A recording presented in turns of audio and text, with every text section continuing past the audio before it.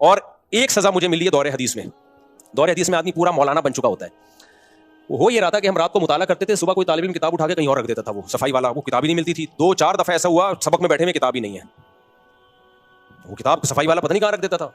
تو ہم 4 طالب علم تھے دور حدیث میں, چاروں کے پاس کتاب نہیں. تو ہمارے استاذ نے 2 دن 3 دن تنبیہ کی, اس کے بعد ہم چاروں کو مرغا بنا دیا. بچے بڑے بڑے مرغے تھے, ہم چاروں بنے ہوئے مرغا. بس تھوڑی دیر بنائے رکھا, پھر ڈانٹا, بولا انسان کے بچے بنو کتاب, تو پھر ہم کتاب لا کے بیٹھتے تھے بس. اور ایک اور یاد آ گئی مجھے ایک سزا.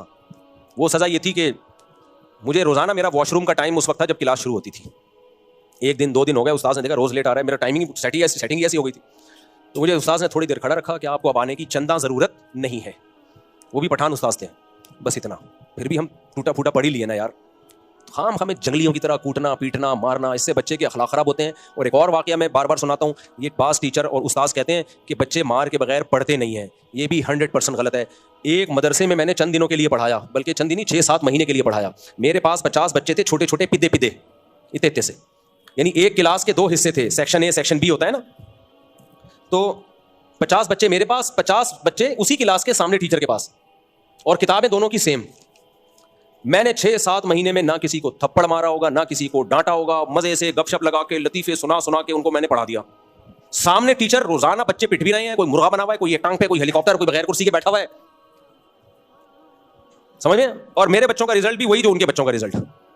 میں نے کہا الگ الگ مدرسہ بھی ہوتا نا, میں کہتا ہے اس مدرسے کے بچے نالائق ہیں, یا الگ الگ کلاسیں ہوتی, یا الگ الگ کتابیں ہوتی, تو کوئی کہہ سکتا تھا بھائی وہ کتاب ایسی ہے جو مار کے بغیر نہیں پڑھائی جا سکتی, اور یہ کتاب ایسی ہے جو مار کے بغیر پڑھائی جا سکتی. میں نے کہا میرا ایمان اور مضبوط ہو گیا. یہ جو کہتے ہیں نا مار کے بغیر بچے پڑھتے نہیں ہیں, یہ ان کی اپنی ٹھڑک ہوتی ہے, گھر میں بیوی کے ساتھ ان کا جھگڑا ہوتا ہے, مسائل ہوتے ہیں, یا یہ خود اتنے پٹے ہوتے ہیں بچپن میں کہ وہ پٹائی آگے پارسل کر رہے ہوتے ہیں. تو ہم نے تو پڑھایا ہے بھائی ایسے, بچے تو ایسے چٹکلے سناتا تو ہنستے تھے, پھر پڑھانا شروع کرتے. بچوں کو بچوں کے اسٹائل میں پڑھانا پڑتا ہے. میں ترنم سے پڑھاتا تھا بچوں کو, ترنم سے, ایسی سر لگا کے لے لگا کے, بچے بھی وہی لے میں یاد کرتے تھے. تو آپ کے اپنی بد اخلاقی ہوتی ہے, آپ کی اپنی ٹھڑک ہوتی ہے, آپ سمجھتے ہو کہ بچے مار کے بغیر پڑھیں گے نہیں. بچے پہ ہاتھ اٹھایا, اگر آپ نے, بچہ معاف بھی کرے گا تو وہ معاف. دیکھو بڑے کو آپ نے تھپڑ مار دیا نا, آپ نے سوری کی, اس نے کہا میں نے معاف کیا, اللہ کیا کر دے گا, معاف. لیکن آپ نے بچے کو مارا نا, بچہ 100 دفعہ کہا میں نے معاف کیا, اللہ کہتا ہے بچے کی معافی کا شریعت میں اعتبار نہیں ہے ہی نہیں اعتبار. اس لیے بچے کے حقوق بہت زیادہ ہیں بھائی. بچے پہ صرف ماں باپ ہاتھ اٹھا سکتے ہیں, اور ماں باپ کی پرمیشن سے, جو ان کے قریبی رشتے دار ہوتے ہیں, جو خاندان کے بڑے ہوتے ہیں, باقی کوئی بھی بچے پہ ہاتھ نہیں اٹھا سکتا. مفتی سے پہلے ہو گیا, میرے آنکھوں پہ پٹی باندھ کے مارتے تھے, پھر قمیض اتار کے مارتے تھے. ماشاءاللہ.